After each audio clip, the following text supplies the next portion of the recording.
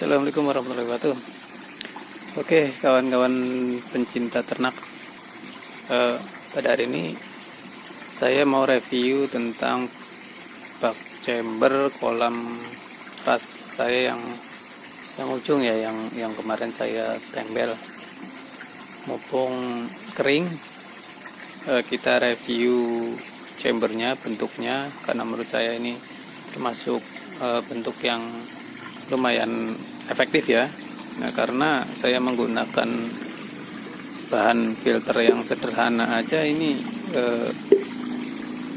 hasilnya lumayan bagus, karena saya males nguras, jadi ngurasnya kadang 6 bulan sekali, seringnya seperti itu. Nah, sebentar ya, kita balik dulu kameranya. Oke, ini teman-teman chambernya. Ntar saya beresin dulu ya, karena ini kemarin baru dibongkar.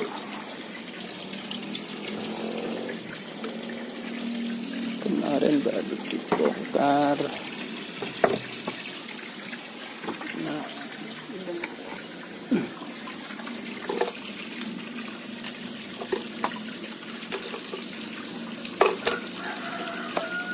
oke.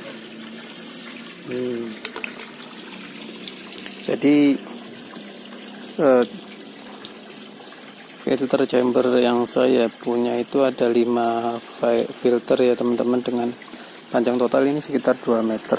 2,20 meter saya bagi 5 dengan ukuran yang berbeda sesuai dengan fungsinya ya.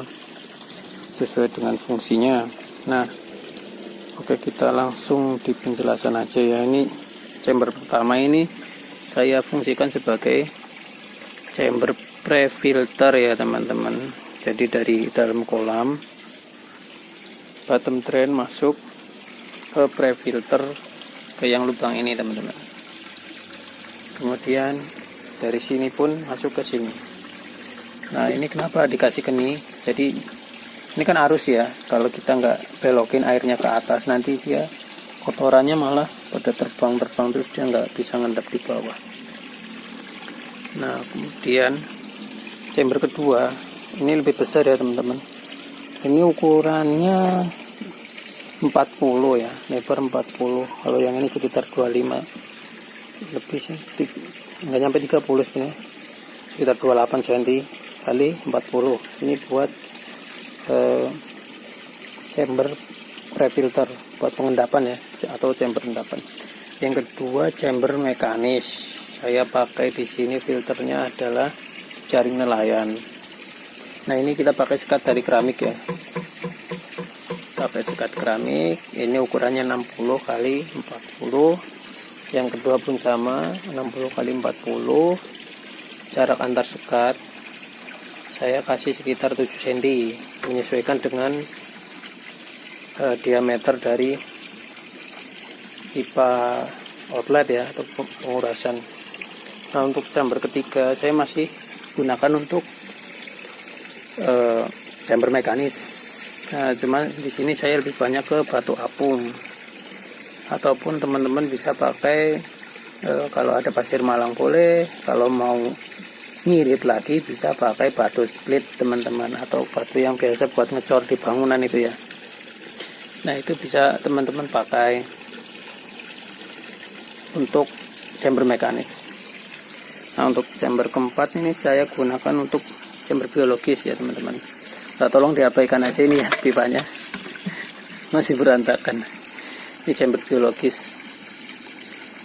Nah, yang saya pakai adalah biobol ya teman-teman. Kenapa biobol? Karena menurut saya lebih simple, nggak perlu pakai aerator ya. Kalau pakai Caldness biasanya pakai aerator, walaupun itu lebih bagus ya Caldness, karena dia kan bisa nyuci sendiri ya.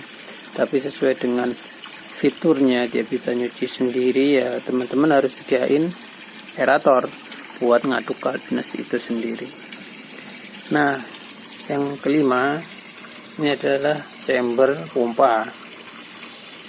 Chamber pompa saya masukkan di sini. Nah, dari pompa saya masuk ke sini nih, pipa 1 in saya tanam, terus masuk ke bak waterfall. atau bak air terjun ya. Nah, untuk sumber listrik saya taruh di sini. Ini ukurannya lebih kecil ya teman, ini cuma 40 kali 40 yang chamber biologis. Sedangkan yang chamber pompa itu ukurannya sama, hampir sama dengan chamber pre-filter ya, atau chamber endapan, sekitar 30 kali 40. Tinggal teman-teman bagi aja sesuai dengan kebutuhan. Nah, untuk saran dari saya, usahakan chamber mekanis itu diusahakan dia mempunyai porsi yang lebih banyak atau bentuknya tuh lebih besar ya. Kenapa? Karena dia kan kerjanya lebih berat.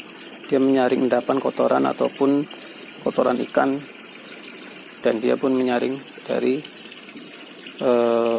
kotoran-kotoran yang lain ya, seperti misalkan ada pasir lah atau apalah atau debu yang masuk ke dalam kolam. Jadi diusahakan untuk chamber mekanis harus lebih besar daripada chamber yang lain. Sedangkan chamber endapan ataupun chamber pompa ya sesuaikan dengan fungsinya aja ataupun keperluannya. Kan ini cuma buat naruh pompa ya, nggak perlu gede-gede, yang penting muat pompa aja. Walaupun gede malah mubazir. Sedangkan chamber biologis sesuaikan dengan lebar dari kebutuhan kolam, ataupun kita bisa kalkulasikan sisanya berapa, masukin ke chamber biologis. Yang penting jangan terlalu kecil ya, harus lebih besar daripada chamber pompa. Nah, kemarin ada yang tanya ya teman-teman, paranet ini selain berfungsi sebagai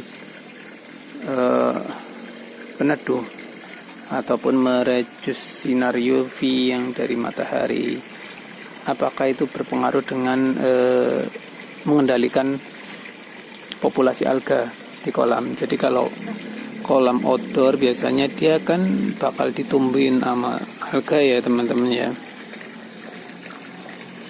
Nah, itu kalau kita nggak kendalikan populasinya atau kita tekan populasinya, dissolve oksigennya atau DO kolam itu sendiri bakal menurun ya. Jadi ntar ikan-ikan tuh banyak yang naik ke atas, kurang oksigen.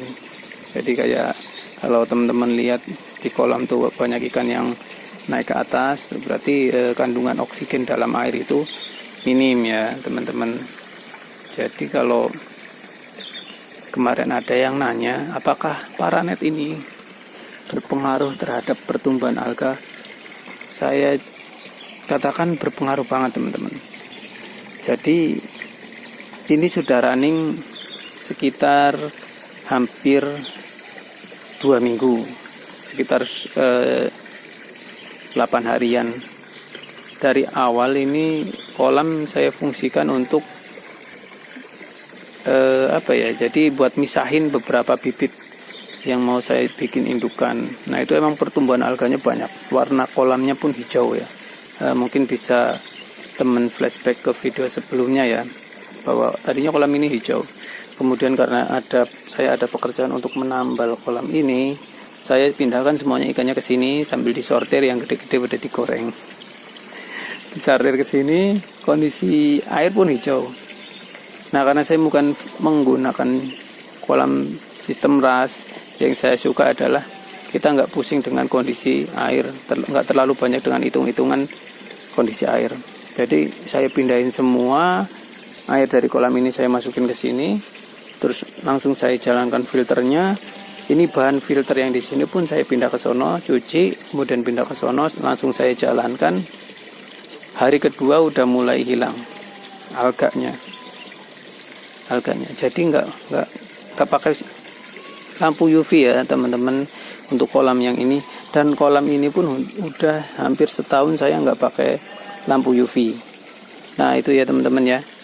Jadi selain paranet berfungsi buat peneduh, juga bisa buat menekan pertumbuhan alga teman-teman. Oke, balik lagi ke chamber ya teman-teman. Seperti ini ya bentuknya ya. Di setiap chamber tuh harus ada bottom pengurasan ya teman-teman. Ini saya pakai yang simple aja, jadi bottom pengurasnya saya nggak pakai keran. Kalau pakai keran olok di anggaran ya, atau boros di anggaran. Saya cukup tutup pakai pipa yang sesuai dengan ukuran keningnya ya. Nah, jadi setiap chamber tuh nantinya seperti ini teman-teman. Ada tutup drain pengurasan ya, buat nguras chamber itu sendiri. Nah seperti ini ya, 1, 2, 3. Nah, jadi kita ketika bikin chamber itu harus dikalkulasikan juga ya, gimana caranya biar bisa ngirit anggaran.